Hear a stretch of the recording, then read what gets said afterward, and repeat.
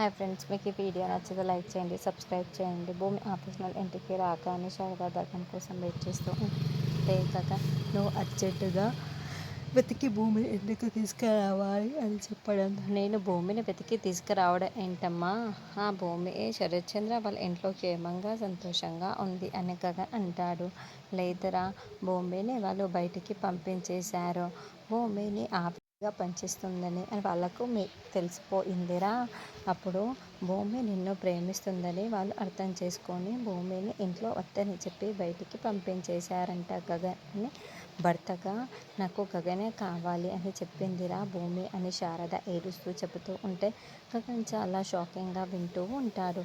నేను గగన్ గారిని ప్రాణం కంటే ఎక్కువగా ప్రేమించాను అన్న భూమి మాటల్ని మనకి చూపిస్తూ ఉంటారు.